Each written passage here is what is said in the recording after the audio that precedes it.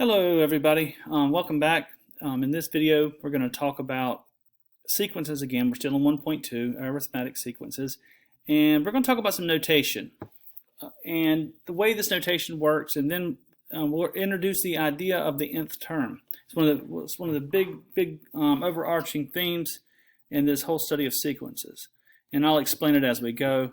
So let's get started and see how far we can get here in this video. This one might be a little tricky, so you might have to watch it a couple times to get it down. All right, so when we start talking, and I'm in the lesson 1.2 lesson notes, okay, and I may fill some in as we go. All right, so the thing about sequences is a lot of the barrier to understanding these things can be just simply notation. Okay, sometimes the notation is trickier than the actual idea, and I think that's what happens to some students. All right, so I'm going to break this down the best I can. All right, so when you're looking at a sequence, and I said consider the following sequence, and we have a sequence, and it is arithmetic, has a common difference of 3. The terms are non-negotiably ordered. That means you can't change the order like we said before.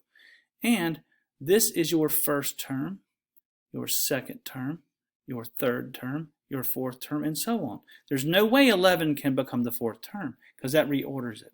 And we count from left to right, just like we were counting these things. 1, 2, 3, 4. Just that simple. All right, now I want to take you down maybe a trip to last year for just a second before we start looking at this. Notice I've got n, the term n. And the first term is n is 1. Second term n is 2, and so on. Well, in sequence notation, you're probably used to using x and y. So I want to make a quick demonstration and just take a look at these numbers. You got 8, 11, 14, 17. They're going up by 3s. These go up by 1 because they're counting numbers. That's why they're natural numbers. In other words, there's never anything in between these two terms. Like if you're talking about ordered pairs and you've got a graph of a function in the coordinate plane, there's numbers between them. Like there would be say an 8.5 and then a 9 and all that stuff. But in here, there is nothing between these. These are called discrete. There's nothing between them. All right. So I'm going to show you how this might look in a table, and a little simpler, so we can just kind of maybe form some kind of recognition from last year. All right. So if we were to put these things in a table, remember how you used to have an X and a Y table? And if you watch the video on function notation, you remember I said you replace Y with f of x. All right, so these are like ordered pairs. Now we have n instead of x, and y becomes f of n instead of f of x. So we're really looking at sort of an x-y relationship here, and we'll graph it like that too later on. So we'd have n is 1, your output is 8. Input 2, output 11. Input 3, output 14, and so on.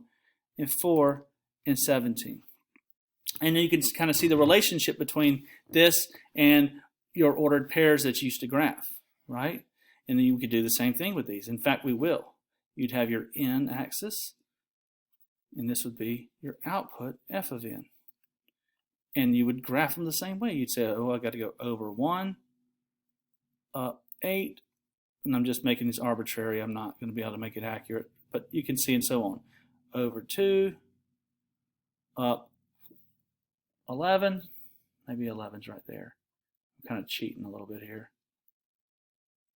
And so on. There'll be dots. Now you can't connect these because there's nothing in between them, and that's for another video. All right, these are called discrete. All right, so that's how this thing works. That's how the notation works. And let me come back down here and see if I can explain this a little bit more. Now, it is true 1 goes to 8, 2 goes to 11. We talked about that. But here, when they start talking about the nth term, here's why they talk about it. All right, now, let me try to make this as simple as possible. If you're looking at that sequence of numbers right there, and I said, what is the fifth term? You say, well, that's simple enough. You just to the next one over from the 17, you add 3, it's a 20, right? But it could be harder than that. Someone can ask you, what's the 50th term? So one way to do that would be to count these out. and just start adding 3 and keep track of it until you get to the 50th term, which is a method I would call brute force. And well, someone the 500th term, that's going to get really old really fast, and you're not going to be able to keep up your accuracy. So we would say that has a practical limitation, right? Theoretically possible, practically a limiting idea. So they have a formula that they come up with that tells you how to predict terms. So watch this one. All right, now I'm going to show you how to make these formulas in the next video. This is just explaining notation and what the nth term actually means. All right, so what an nth term formula does, it predicts any term of the sequence you want. Well, let's test this formula and see if it works. You plug in 1 for n, just like we evaluated functions. And when you plug in 1 for n, in fact, let's put that back on the scratch pad. This is 3n plus 5, and work it from there. Because I think it's important that you realize right out of the gate what it is you're working with, why you're doing it, and just not a bunch of symbols, but actually seeing these symbols work for you. All right, so they're telling us the nth term formula is f of n equals 3n plus 5. In other words, that's an ugly parenthesis. I should be able to plug 1 in for n, which is 3 times 1 plus 5, and get 8. 2 in for n, that's all you do is evaluate. 3 times 2 plus 5, and you get the 11. It's given me the sequence. Now, here's the value of this formula. Here's why you care. Because if someone said, hey, wise guy, what's the 50th term? You could say, I got you covered, man. You plug in your 50, 3 times 50 plus 5, and you get 155. No brute force needed. So in the next video, I'm going to show you how to make these formulas, and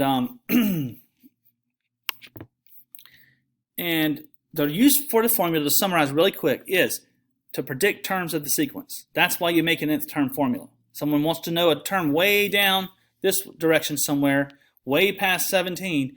Your formula is built to do so. Now, each formula is distinct to the sequence. They're not one formula for every sequence. So we'll make one, and I'll show you how to do that in the next video. Thanks for watching, guys. Hope it was helpful.